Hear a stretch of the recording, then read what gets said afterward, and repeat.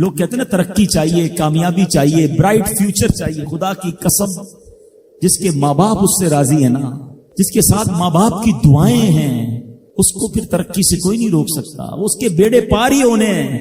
اور ساری دنیا واہ واہ کر رہی، ماں باپ پریشان ہے، وہ برباد ہی ہونا ہے. ماں باپ کو تنگ نہ کرو، بالخصوص ماں کی قدر کرو. ماں کا کوئی نیبل بدل نہیں ہے. اور یہ دعا دے دے تو بندہ کدھر پہنچ جاتا ہے. اچھا پھر آج کل ایک اور ٹرینڈ چلا ہے، کسی بھی طرح کا زندگی میں مقام بڑھ گیا نا، مشہور ہو گیا، اب وہ ماں باپ پر بھی روب جما رہا ہوتا ہے. پتہ نہیں میں کتنا بڑا آدمی ہو گیا ہوں، اب میں آپ کی خدمت کہاں سے کروں گا بھائی، ٹائم ہی کہاں ہے میرے پاس. ان کو کبھی یہ روب مت جمانا. ارے آج اگر کچھ بن بھی گئے ہو نا، یہ انہی کی دعائیں تھیں، اور ان کو کہہ رہے ہو بڑا آدمی ہو گیا. حضرت موسیٰ کلیم اللہ علی نبینا علیہ الصلوۃ والسلام، کتنا بڑا مرتبہ ہے. اور آپ نے ایک بار اللہ کریم کی بارگاہ میں عرض کیا، مولا مجھے جنت میں اپنا پڑوسی دیکھنا ہے. ارشاد کیا ہوا کہ اے موسیٰ، جنت میں تیرا جو پڑوسی ہے وہ ایک فلاں علاقے کا کسائی ہے. آپ حیران ہو گئے، آپ نے کہا مولا مجھے ملنا ہے. ایڈریس بتایا گیا، آپ چلے گئے وہاں پر. ایک نوجوان نے دروازہ کھولا، آپ اندر گئے. گھر میں گئے تو دو بوڑھے ماں باپ، بوڑھی شخصیات تھی. انہوں نے حضرت موسیٰ کو دیکھا، آپ کی رسالت کی گواہی دی اور دونوں دنیا سے چلے گئے. وہ نوجوان کسی کام سے گیا، جب واپس آیا اپنے دونوں والدین کو دیکھا کہ دونوں کا انتقال ہو گیا ہے. تو کہا ہو نہ ہو آپ حضرت موسیٰ علیہ الصلوۃ والسلام. حضرت موسیٰ نے کہا میں نے تو نہیں بتایا کہ میں کون ہوں، تمہیں کیسے پتا چلا؟ کہ میرے ماں باپ روزانہ دعا کرتے تھے کہ یا اللہ اس وقت تک موت نہ دینا جب تک حضرت موسیٰ کا دیدار نہ کر لیں. آپ ہمارے گھر آئے ہیں، آپ کو انہوں نے دیکھا ہے، یہ چلے گئے دنیا سے، آپ ہی حضرت موسیٰ. حضرت موسیٰ نے فرمایا بتاؤ کچھ اور بھی دعا کرتے تھے؟ کہاں میں اپنے بوڑھے ماں باپ کیونکہ چبا نہیں سکتے تھے، روز ان کو دیوالے چبا چبا کر کھلاتا تھا. اور جب بھی کھانا کھلاتا تھا نا، میری ماں دعا کرتی تھی یا اللہ میرے بیٹے کو جنت میں موسیٰ کا پڑوسی بنا دینا. حضرت موسیٰ کہتے بیٹا تیری ماں کی دعا قبول ہو گئی ہے، تو ہی جنت میں میرا پڑوسی ہے. یہ ہے ماں کی دعا. اور یہ وہ دعا ہے جو بن مانگے مل رہی ہے، جو ماں کے دل سے نکل رہی ہے. آؤ میں بتاؤں کچھ بڑے آدمی، واقعی جس کو کہتے ہیں بڑا آدمی کون ہوتا ہے. امام اعظم ابو حنیفہ رضی اللہ تعالیٰ سے بڑا تو کوئی نہیں نا، کتنے بڑے وقت کے امام ہیں. مگر آپ کی والدہ ایک مسجد کے امام صاحب سے انسپائر تھی، مقرر تھے، وہ اچھے بیان کرتے تھے. آپ کو وہ کہتی کہ جاؤ وہ امام صاحب سے مسئلہ پوچھ کے آؤ. خود مفتی اعظم ہیں، امام ہے کروڑوں حنفیوں کے. ماں کو یہ نہیں کہا کہ ماں پتہ نہیں میں کتنا بڑا مفتی ہوں، تم مجھے مسجد کے امام کے پاس بھیج رہی ہو. آج تو یہ ڈائریکٹ جواب دے دیتے ہیں نا، مجھے پتہ نہیں میں کون ہوں، مجھ سے بحث کر رہی ہو. اتنی کتابیں پڑھی ماں، تم نے تو پڑھا ہی کچھ نہیں. ابو جان آپ کو دنیا کا کیا پتا، مجھے پتا ہے. سنو امام اعظم، یہ ایسے نہیں بنتے بڑے لوگ. ماں کو کہتے ٹھیک ہے ماں، مسجد کے امام کے پاس جاتے، اس مقرر کے پاس جاتے. وہ کہتا حضور آپ مجھ سے مسئلہ پوچھنے آئے، آپ دنیا کو مسئلے بتاتے ہیں. کہ کیا کروں، ماں نے بھیجا ہے. کہ حضور جو آپ بتا رہے ہیں مجھے آپ ہی مسئلے کا جواب بتا دیں، وہی میری طرف سے ماں کو بھی بتا دیں. ایک بار ماں نے کہا کہ میں خود جا کر پوچھوں گی، پھر بھی امام اعظم نے منع نہیں کیا. اچھا کئی میل کا سفر تھا. امام ابو یوسف کہتے ہیں ہم نے خود دیکھا کوفہ کی گلیوں میں کہ امام اعظم اس خچر یا اس سواری کے لگام تھامے ہوئے ہیں، ماں اس پر سوار ہے اور وہ بازار میں اسے لے کے جا رہے ہیں. ماں کو یہ نہیں کہا کہ ماں تم مجھے تکلیف دے رہی ہو، وہ میرا شاگردوں کا بھی شاگرد ہے، اس کو کیا پتا جو مجھے پتا ہے. اللہ اکبر. ماں جاتی ہیں، مسئلہ پوچھتی ہیں، واپس آتی ہیں. امام اعظم ماں کو کچھ نہیں کہتے. یہ ہوتا ہے ماں کی فرما برداری. آج دیکھو دنیا ان کے گن گا رہی ہے. سیدنا بایزید بستامی رضی اللہ تعالیٰ عنہ، کتنا بڑا نام ہے، اولیاء کے سردار ہیں. دیکھو ماں کی خدمت کیسی کرتے تھے. آپ کی والدہ نے سردیوں کی رات تھی، سخت سردی کی رات، آپ سے پانی مانگا. حضرت بایزید بستامی ماں کے پاس پیالہ لے کر گئے تو ماں سو گئی تھی. ماں کے سرہانے پیالہ لے کر کھڑے رہے، رات بھر کھڑے رہے سخت سردی میں. پانی تھوڑا سا آپ کی انگلیوں پر گرا تو وہ پانی برف بن چکا تھا. ماں کی آنکھ کھلی، دیکھا بایزید بستامی بستر کے کنارے کھڑے ہیں. کہ بیٹا کیوں کھڑے ہو؟ کہ ماں آپ نے رات پانی مانگا تھا نا، اس لیے کھڑا رہا کہ نہ جانے کب آنکھ کھل جائے. اب جب پانی دینے کے لیے پیالہ الگ کیا نا تو وہ برف چمڑی سے چپک چکی تھی، تو جب وہ برف الگ ہوئی نا ہاتھ سے خون نکلنے لگا. حضرت بایزید بستامی رحمت اللہ تعالی کی ماں نے جب یہ دیکھا نا کہ بیٹا ساری رات کھڑا رہا اور اب اس کا ہاتھ بھی لہو لہان ہو گیا. حضرت بایزید بستامی کی ماں نے پتا اس رات کیا دعا دی؟ کہتی یا اللہ میں اس سے راضی ہوں، تو بھی اس سے راضی ہو جا. دیکھو کیا مقام ملا، اولیاء کرام کے سردار بن گئے. یہ وہ دعائیں ہیں جو دل سے نکلتی ہیں. ماں باپ کی خدمت ایسی کرو. اب کہو نا کہ دل سے دعا نکلے. جب وہ دعا نکلے گی نا پھر وہ کام بننے آپ سوچ نہیں سکتے. کیا خوبصورت دین ہے ہمارا. ہم نے اپنے بچے کو دین کی طرف نہیں لگایا. اگر ہم بچے کو دین کی طرف لگا دیتے دین اس کو ہماری خدمت کی طرف لگا دیتا.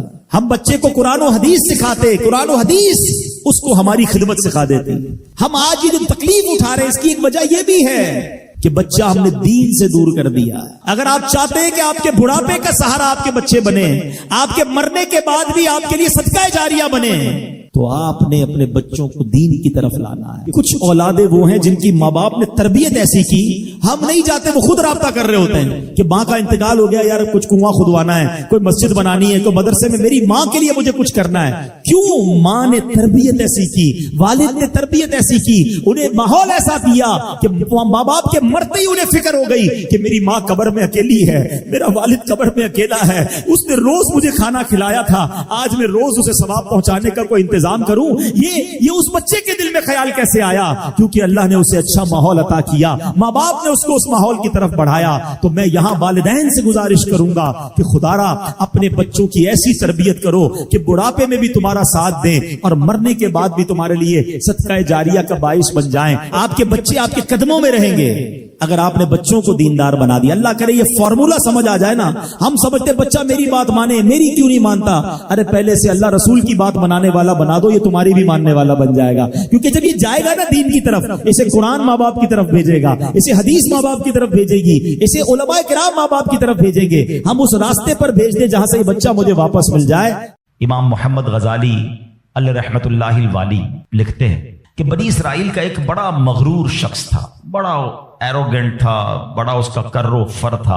ایک بند کمرے میں بیٹھا تھا. اچانک ایک شخص کمرے میں داخل ہوا اور اس مغرور شخص کی طرف لپکا.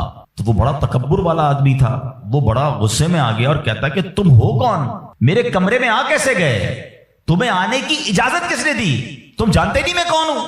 تو جو اندر آنے والا شخص تھا وہ کہتا ہے مجھے اس گھر کے مالک نے اجازت دی ہے, اور میں وہ ہوں جسے کوئی دربان روک نہیں سکتا, میں وہ ہوں جس کو کسی سے اجازت لینے کی ضرورت پڑتی نہیں ہے, مجھے کسی کا دبدبا ڈرا نہیں سکتا, نہ ہی مجھ سے کوئی مغرور اور سرکش شخص بچ سکتا. اب جیسے ہی یہ باتیں سنی نا تو مغرور شخص جو تھا وہ ڈرنے لگا, وہ کانپنے لگا, وہ گھبرا گیا. وہ کہتا ہے کہ آپ تو ملک الموت معلوم ہوتے ہیں, کیونکہ جس کو کوئی نہیں روک سکتا, جس کو کسی کی اجازت کی ضرورت نہیں ہے, جس کو کسی کا دبدبا کرو فر ریزسٹ نہیں کر سکتا, وہ ملک الموت کے سوا تو کوئی نہیں. لگتا ہے آپ ملک الموت ہیں. تو فرماتے ہاں میں ملک الموت ہوں. اب وہ شخص تو بڑا گناہگار تھا, وہ رونے لگا, چیخنے لگا کہ حضور تھوڑی سی مہلت دے دیں, کچھ نیکیاں کر لوں, توبہ کر لوں, اللہ کو راضی کر لوں, ابھی میری روح قبض نہ کریں.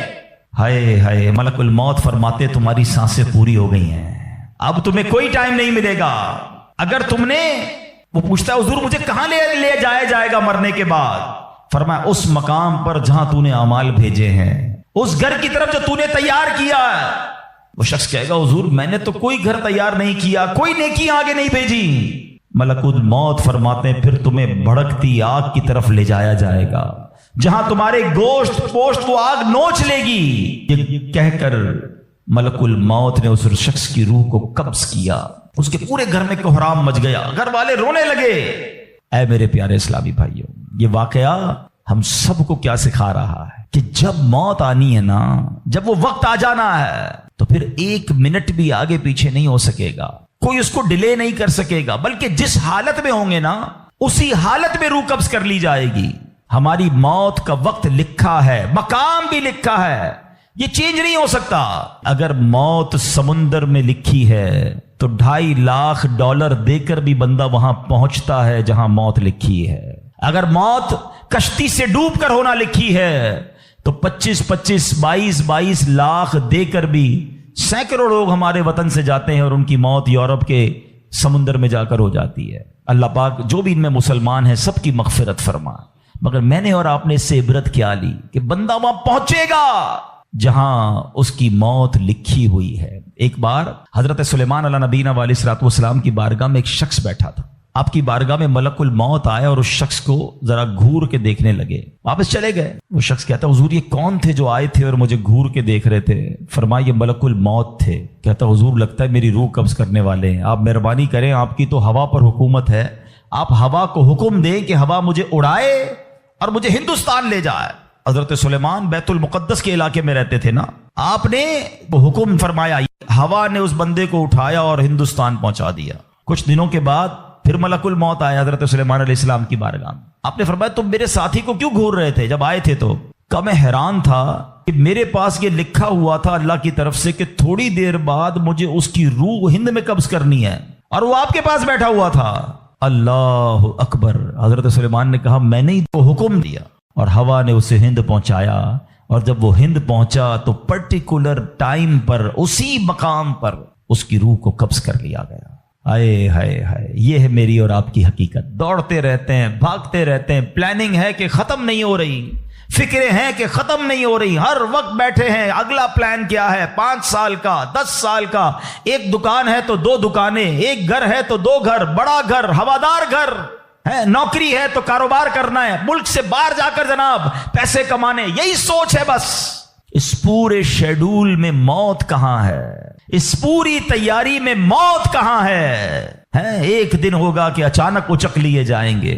سیٹھ جی کو فکر تھی ایک ایک کے 10 کیجئے، موت آ پہنچی کہ حضرت جان واپس کیجئے۔ اور آپ کو پتا ہے جس عالم میں اور آپ ہوں گے، بڑی میں اہم بات کرنے جا رہا ہوں، یہ آپ نے دیکھا نا کہ حضرت سلیمان نے حکم فرمایا تو ہند پہنچا، کوئی کشتی میں تھا اس کی موت وہاں تھی، کوئی سمندر پانی کے اندر ہزاروں فیٹ نیچے جانا تو اس کی موت وہاں لکھی تھی۔ اس کا مطلب تو یہ ہوا کہ میں کہیں بھی کسی بھی مقام پر مر سکتا ہوں، میری موت پتہ نہیں کہاں لکھی ہے۔ اب ذرا غور کیجئے، ہم سب پتہ ہے کیا چاہتے ہیں کہ موت کے وقت ہم سجدے میں ہوں، چاہتے ہیں نا اللہ کرے اللہ کے گھر میں موت آئے، کلمہ پاک پڑھتے ہوئے موت آئے، تلاوت قرآن کرتے ہوئے موت آئے، نبی پاک پر درود پڑھتے ہوئے موت آئے، اللہ ایسا کرم کر دے کہ مدینہ منورہ میں موت آئے، گنبد خضرا کے سامنے موت آئے۔ یہی تصورات ہے نا، ایک مسلمان چاہتا یہی ہے کہ یار موت آئے تو کسی اچھے عالم میں ہو، کسی بڑی خوبصورت باوضو نیکی کرتے کرتے دنیا سے جاؤں۔ تمنا تو سب کی یہ ہے۔ اچھا مجھے ایک بات کا جواب دیں، یہ کیسے ممکن ہے کہ کوئی بندہ صبح سے شام تک نماز نہ پڑھے اور کہے موت سجدے میں آئے، صبح سے شام تک مسجد میں نہ آئے اور تمنا یہ کر رہا ہے کہ مسجد میں موت آئے، باوضو رہتا ہی نہیں ہے تو کیسے امید رکھ رہا ہے کہ باوضو موت آئے، قرآن کھول کر پڑھتا ہی نہیں ہے تو کیسے امید کر رہا ہے کہ تلاوت کرتے کرتے موت آئے؟ جو صبح و شام گالیاں دیکھتا ہے کیا اس کو ڈر نہیں لگتا کہ گالی دیتے دیتے موت آ سکتی ہے؟ جو شراب پیتا ہے اس کو ڈر نہیں لگتا کہ شراب کے نشے میں موت آ سکتی ہے؟ جو بدکاری کرتا ہے اس کو ڈر نہیں لگتا کہ بے حیائی اور بدکاری کرتے ہوئے موت آ سکتی ہے؟ جو تاش کھیلتا ہے، جوا کھیلتا ہے، اس کو ڈر نہیں لگتا کہ مرتے اسی وقت میں تاش کھیل رہا ہوں اور مجھے موت آ گئی، تو میں نشہ کر رہا ہوں مجھے موت آ گئی، میں بے حیا اور بدکاری کہ بری بری باتیں ٹیلی فون پر ساری رات کر رہا ہوں اس وقت موت آ گئی۔ ملک الموت کو منع نہیں کر سکو گے کہ میں غلط کام کر رہا ہوں، ٹائم دے میں توبہ کر لوں، نہیں۔ جو سجدے میں ہوگا وہ سجدے میں اٹھایا جائے گا، جو درود پڑھتے پڑھتے جائے گا وہ درود پڑھتے پڑھتے اٹھایا جائے گا۔ سوچے وہ جو شراب میں جائے گا، نشے میں جائے گا، ادھر کیسے اٹھایا جائے گا؟ اب اس کا آسان حل پتہ ہے کیا ہے؟ کہ بندہ زندگی ایسے گزارے کہ جس حال میں مرنا نہیں چاہتا نا وہ کام چھوڑ دے۔ عقل بندی یہ ہے کہ اپنے دن کا شیڈیول ایسا بنائے کہ میں وہ کام ہی نہ کروں جس میں مرنا نہیں چاہتا، ورنہ میں روک نہیں سکوں گا موت کو۔ آپ چاہتے اچھی موت ہو؟ میں بتاتا ہوں کس کی اچھی موت آ سکتی ہے۔ جو ماشاءاللہ 5 ٹائم پابندی سے نماز پڑھتا ہے، جو روزانہ تلاوت قرآن کرتا ہے، جو بار بار تسبیح نکال کر تسبیح بھی پڑھتا ہے، درود بھی پڑھتا ہے، جو دکان پر بھی جاتا ہے تو نماز کا ٹائم ہو تو نماز کے لیے کھڑا ہو جاتا ہے، جو حلال روزی کماتا ہے، جو گناہوں سے اپنے آپ کو بچاتا ہے، ارے اس کی تو 24 گھنٹے میں کبھی بھی موت آنی ہے۔ سبحان اللہ، وہ رات کو سوتا ہے تو باوضو سوتا ہے، اس نیت سے سوتا ہے کہ فجر میں اٹھنا ہے، رات کو بھی جائے گا تو انشاءاللہ شہید کا مرتبہ پائے گا، دن میں کسی وقت موت آئے گی تو کوئی اچھا ہی کام کر رہا ہوگا نا۔ اب آپ سوچ لیں کس عالم میں مرنا ہے۔ اچھا ایک اور دل پر چوٹ کرنے والا جملہ سن لو، کون کون چاہتا ہے مرتے وقت زبان پر کلمہ طیبہ جاری ہو؟ ہائے ہائے، فضیلت پتہ ہے کیسی ہے؟ حدیث پاک میں آتا ہے جس کی زبان پر، حدیث کا مضمون ہے، آخری کلمہ لا الہ الا اللہ ہوگا، دخل الجنہ، وہ جنت میں داخل ہو جائے گا۔ ہم ہر مسلمان چاہتا ہے ٹھیک ہے، آپ سب نے ہاتھ اٹھایا کہ آپ سب چاہتے ہیں مرتے وقت کلمہ پاک زبان پر ہو. اب ہاتھ نہیں اٹھانا، آپ سے پوچھ رہا ہوں، اپنے آپ سے ہی پوچھ رہا ہوں، آج پورے دن میں کتنی بار کلمہ پڑھا ہے؟ اس پورے ہفتے میں کتنی بار کلمہ پڑھا ہے؟ عجب کہانی ہے ہماری، یقین کریں عجب کہانی ہے. مرتے وقت سب کو کلمہ چاہیے، زندگی میں کلمہ پڑھنے کا ٹائم نہیں ہے. اللہ اکبر. سکرات کو جانتے ہو کیسا ہوگا؟ زبانیں سخت ہو جائیں گی، بندہ اتنی تکلیف میں ہوگا کہ کوئی لفظ ہی نہیں نکلتا منہ سے. ہمارا تو بخار میں لفظ نہیں نکلتا، سکرات کی کیا بات کروں میں. جس وقت زبانیں بھاری ہوں گی کلمہ کیسے ادا ہوگا جب تم نے زبان کو عادی نہیں بنایا. ہاں، ایک بزرگ کا بڑا پیارا کال میں نے سنا تھا، وہ فرماتے ہیں اپنی زبان کو کلمے کا عادی بناؤ، جس وقت سکرات کا عالم ہوگا زبان بھاری ہوگی اس وقت بھی کلمہ جاری ہو جائے گا. مبارک ہونے جو روز کلمہ پاک کم از کم ایک تسبیح تو پڑھ لیا کرے یار. 100 بار کلمہ پڑھنے میں دیری کتنی لگتی ہے. کلمہ پاک اچھا افضل الذکر حدیث پاک میں کہا گیا سب سے بہترین ذکر جو ہے وہ لا الہ الا اللہ ہے. کتنا کرتے ہیں ہم؟ سوچے نا ہم اب اپنے آپ کو کتنا دور رکھے ہوئے ہیں اپنی موت کی تیاری سے، اپنی آخرت کی تیاری سے، اپنی قبر کو روشن کرنے کی تیاری سے. نہ کریں میرے پیارے اسلامی بھائیوں ایسا. صرف دنیا نہیں ہے، ہم اس دنیا میں آئے ہیں نا. قرآن کہتا ہے، سورہ ملک پڑھتے رہتے ہو نا، قرآن میں رب کیا فرماتا ہے؟ الذی خلق الموت والحیات لیبلوکم ایکم احسن عملا. اللہ اکبر. اس میں کیا فرمایا رب نے؟ جس نے موت اور زندگی پیدا کی کہ تمہاری جانچ ہو کہ تم میں کس کا کام زیادہ اچھا ہے. میں اور آپ جو آئے نا دنیا میں، واٹ از دا ریزن؟ موت اور زندگی کو پیدا کرنے کا مقصد یہ ہے کہ چیک کیا جائے کون اچھے کام کر کے آتا ہے. یعنی آسان لفظوں میں ہم سب کو امتحان کے لیے بھیجا گیا ہے. ہم اس دنیا میں آئے ہیں، ہمارا ٹیسٹ ہو رہا ہے. آپ کہیں یار اتنا بڑا ٹیسٹ؟ ہاں، یہ 50 60 70 سال کا ٹیسٹ ہے. اور اس کے بعد جو اچھے اعمال لے کر جائے گا، 3-4 گھنٹے کے امتحان کے بعد ایک کلاس آگے بڑھتے ہو نا، ایک آپ کا درجہ آگے بڑھتا ہے. تھوڑا ٹیسٹ بڑا ہے مگر انعام ایسا ہے کہ جنت میں داخل ہو گئے تو پھر کبھی نکالے نہیں جائیں گے. ہاں، قرآن کہتا ہے ہم فیہا خالدون، ہمیشہ ہمیشہ جنت میں رہیں گے. اگر جنت میں جانا ہے تو یہ ٹیسٹ پاس کرنا ہے.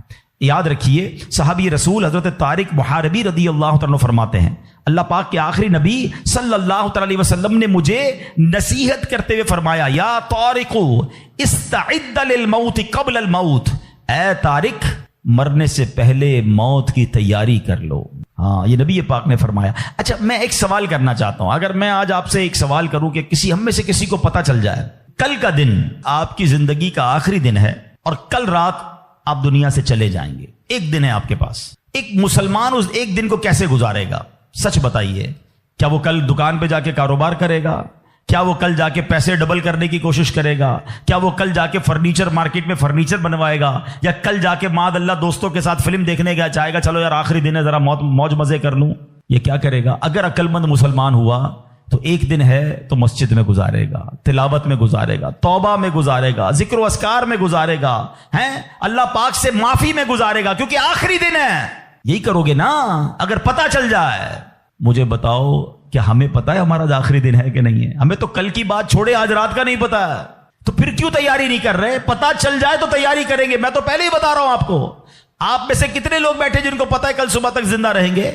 مجھے بھی نہیں پتا، آپ کو بھی نہیں پتا. جب پتہ ہی نہیں ہے تو پھر کیوں تیاری نہیں کر رہے؟ پھر کیوں توبہ نہیں کر رہے؟ پھر کیوں حرام کی طرف ہم جاتے ہیں؟ خدا را یاد رکھیے میرے پیارے اسلامی بھائیوں، قبر میں جا کر اتنا پچھتاوا ہوگا گناہگار کو. بلکہ روایتوں میں آتا ہے پیارے آقا علیہ الصلوۃ والسلام نے فرمایا جس کا مضمون ہے مرنے کے بعد نیک بھی پچھتائے گا گناہگار بھی پچھتائے گا. عرض کی حضور گناہگار پچھتائے گا یہ تو سمجھ آتا ہے، نیک کیوں پچھتائے گا؟ فرمایا گناہگار تو گناہ کی وجہ سے پچھتائے گا، حدیث کا خلاصہ ہے. فرمایا نیک اس لیے پچھتائے گا جب وہ آخرت میں نیکیوں کا اجر دیکھے گا نا تو وہ کہے گا کاش میں اور نیکیاں کر لیتا. وہ جو فضول ٹائم ضائع کیا تھا اس میں اور اللہ کا ذکر کرتا، اور نوافل پڑھتا، اور عبادت کرتا. تو یقین جانیے میرے پیارے اسلامی بھائیوں، یہ زندگی، یہ جو ہماری سانسیں چل رہی ہیں نا، ابھی چانس ہے ہمارے پاس. جتنی نیکیاں کرنی ہے کر لیں. جس دن سانس بند ہوئی نا اس دن عمل نہیں ہوگا، اس دن جزا ملے گی. آج دار العمل ہے، today is the time of action and tomorrow is the time of accountability. اس دن صرف جزا ہوگی، یا تو آپ کو اللہ نہ کرے گناہوں کی وجہ سے کسی کو سزا ملے گی یا نیکیوں کا اجر ملے گا. آج وقت ہے نیکیاں کرنے کا. قبر میں اتارے جانے کے بعد کوئی چانس نہیں ہوگا.